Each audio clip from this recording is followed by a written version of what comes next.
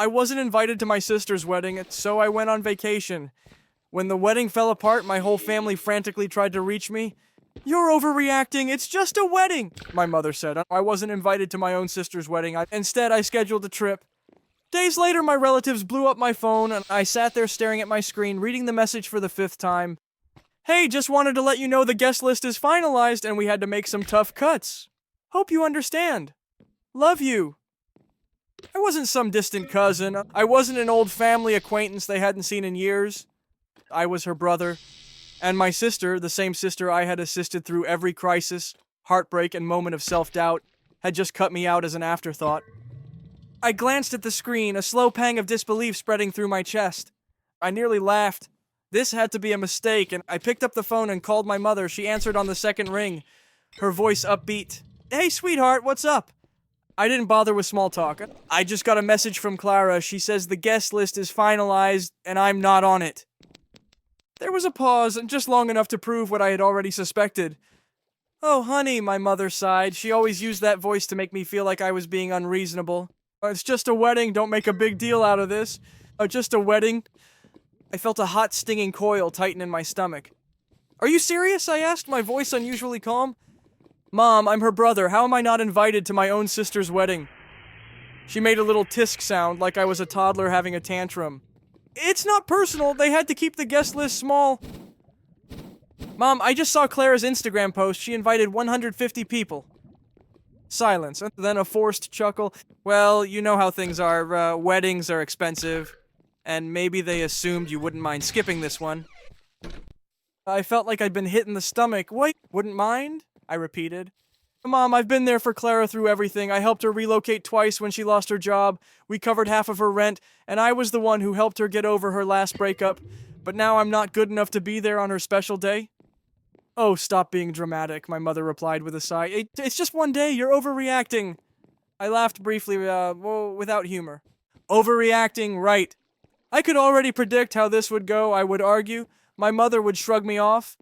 Clara would eventually offer a half-hearted apology, and I would be expected to forgive and forget. Because that's what I'd always done. Not this time. Something in me cracked. If I wasn't worthy of inclusion, then fine, I would not be.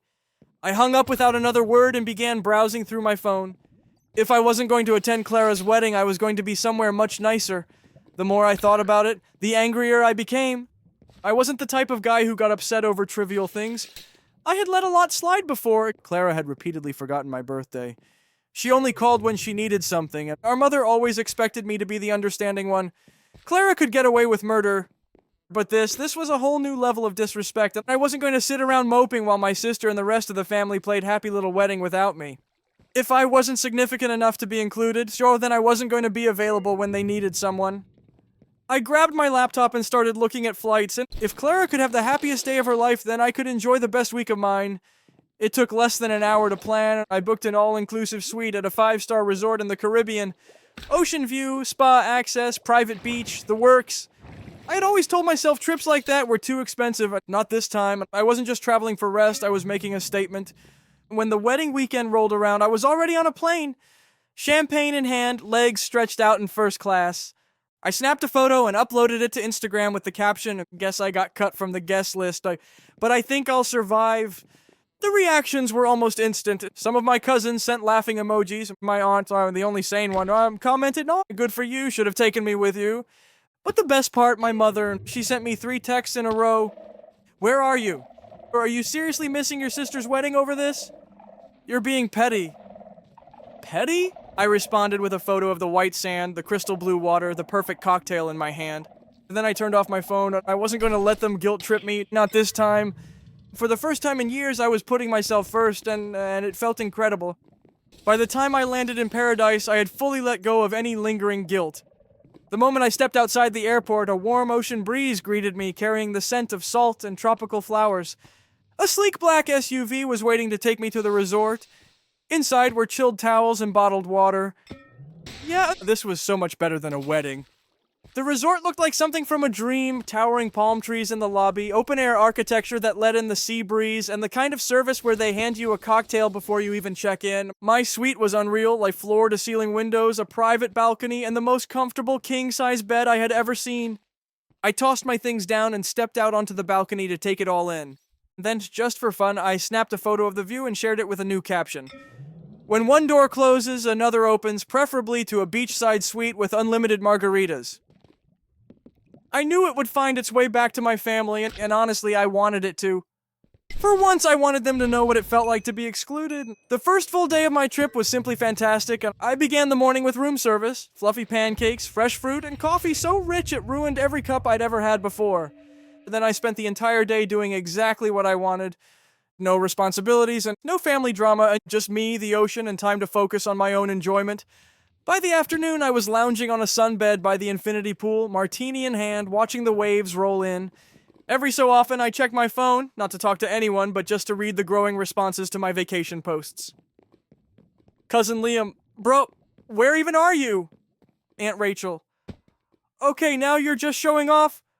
Old college friend, dude, invite me next time! Then came the notification that made me smile. Clara saw your story. Oh, now she was paying attention. I could just picture her, like, sitting in the bridal room, sipping cheap champagne, nervously scrolling through Instagram, only to see me living my best life in paradise while she was sweating about her perfect day. Good. I leaned back and took another sip of my drink, thinking, enjoy your special day, sis. I hope it's everything you wanted. But as the sun began to set, something unusual happened. My phone started to explode. At first I ignored it. I figured it was just more reactions to my posts. But then I noticed the names Mom, Clara, Cousin Liam, Uncle Joe, even Grandma, call after call, text after text, all coming in nonstop. I raised an eyebrow and eventually opened my phone. The first message was from my mom. Call me, it's an emergency. Emergency at the wedding? I sighed and debated whether I even cared. Then Liam sent another message. Dude, you are not going to believe what just happened. Now I was curious. I sat up, scrolled through the text, and suddenly I understood.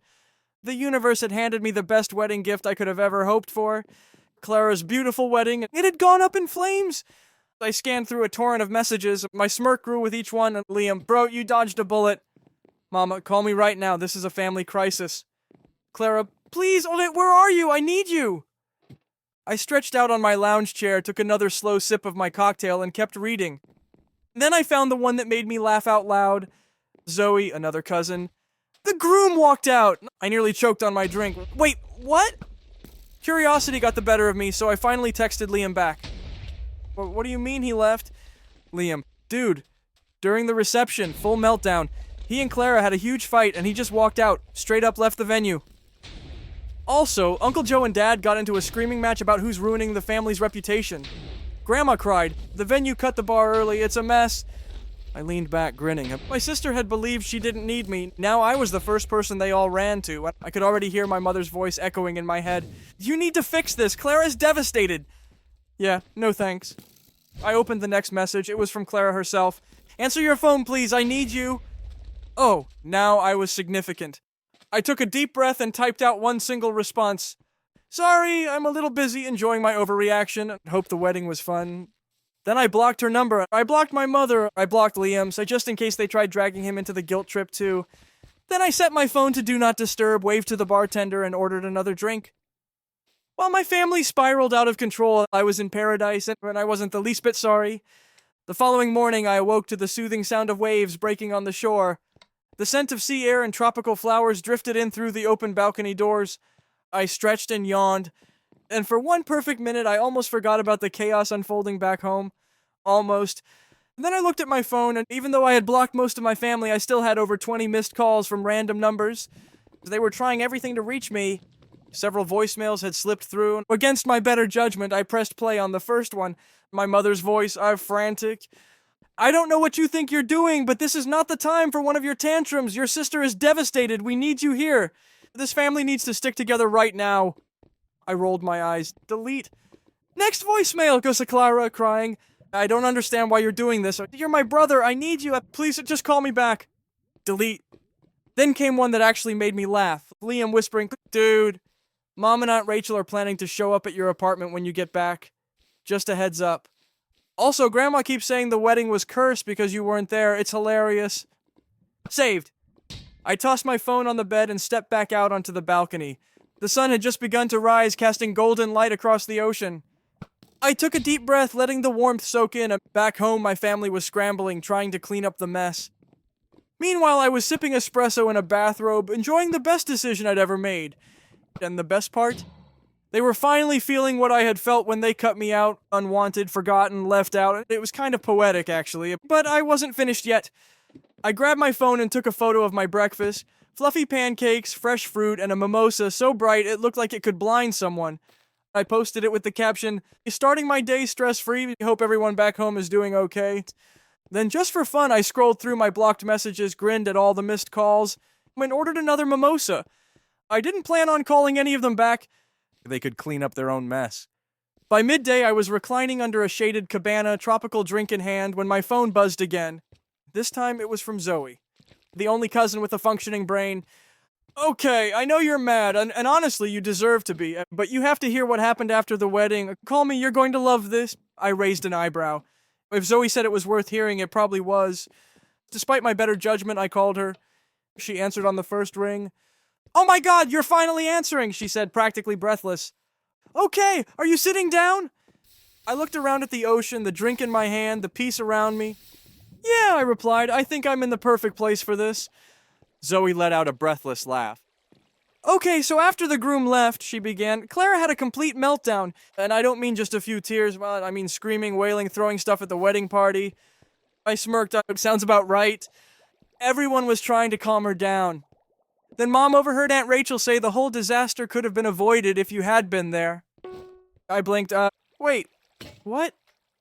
Zoe giggled. "She said you're always the one who keeps Clara from going full nuclear.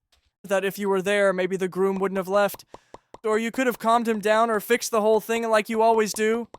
I burst out laughing. "So let me get this straight. The same family that cut me out of the wedding is now blaming me for not being there to save it?" "Oh, it gets better," she said. "Your mom told Aunt Rachel she was being ridiculous, and then they started arguing, loudly. Then Grandma got involved, and she said Clara brought it on herself and that she offended the universe by not inviting her brother." I nearly dropped my drink. Zoe was laughing too hard to speak for a moment. "Grandma literally stood up in front of everyone and said, if you had treated your family better, you wouldn't be standing there alone in a wedding dress." I leaned back, grinning. "That's beautiful!" "Oh, and then," Zoe continued, "your mom tried to call the groom's family to smooth things over, but his mother just smiled and said, 'This is your issue now,' and I had to put my drink down to keep from spilling it." "So," I asked, catching my breath, "where does that leave Clara?" Zoe sighed, still weeping, still blaming everyone except herself. "Last I heard, she was scrambling to put together some kind of backup plan, but let's be honest, she's not recovering from this." I shook my head, smiling. "You know what the best part is?" "What?" I took a slow sip of my drink. "I don't care." Zoe laughed so hard she actually snorted. "Honestly, I don't blame you," she said. "You did the right thing, and I just thought you'd appreciate knowing karma came through." "Oh, I love knowing that," I said, smirking. "Thanks for the update, Zoe." "No problem. Enjoy your trip, and for the record, iconic move." I hung up, more satisfied than I'd been in years, and they wanted a wedding without me, and now, thanks to their own selfishness, they had a disaster without me. I picked up my drink, raised it to the sun, and toasted to the best decision I've ever made. That evening, I booked a sunset cruise, let the warm breeze wash over me, and finished the night with the best steak I've ever eaten by the sea. At some point, a thought crossed my mind. Maybe I should feel sorry for Clara. Then I remembered how easily she left me out. No hesitation, I took a sip of wine, took one last shot of the view, and posted it with the caption, "Zero regrets." Finally, with a contented smile, I turned off my phone again, let them stew, and I was done being their backup plan. The next morning, I woke up lighter than I'd felt in years. No guilt, no tension, and no last-minute family emergencies dumped on me. Just me, the sound of waves, and a full day of peace. I stretched, ordered room service, and, out of curiosity, turned my phone back on. Big mistake. "Mom, you need to stop acting like a child and call me." "Clara, I can't believe you're doing this to me. You're so selfish." Another number, probably Aunt Rachel. "We need to fix this family before it's too late." I groaned and shook my head. It was almost impressive how fast they went from ignoring me to expecting me to fix everything. Again.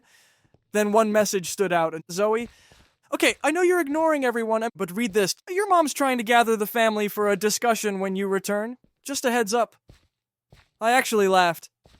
Oh, they assumed I'd come back like nothing happened, let their guilt land, pretend the whole thing never happened. Yeah, not happening. I replied, thanks for the warning, but I won't be there. Zoe. Wait, what do you mean? I'm extending my trip. They wanted to cut me out, like I'm cutting myself off. I could almost see her face, part shock, part admiration. A few seconds later, Zoe, okay, that's iconic. Tell me everything when you get back, whenever that is. I grinned, opened my laptop, and with a few clicks, extended my trip by another week. No family, no drama, no family meeting, just me, the ocean, and peace. Before heading out for the day, I sent one final text to both Mom and Clara. Oh, now you want me around? Sorry, I'm too busy enjoying my overreaction. Have fun cleaning up your own messes. And then for the last time, I blocked their numbers and put my phone down, ordered another drink. The sun warmed my skin. The waves rolled in, and all I could feel was one thing. No guilt, no tension, no regrets, and just peace. And it was the best decision I've ever made.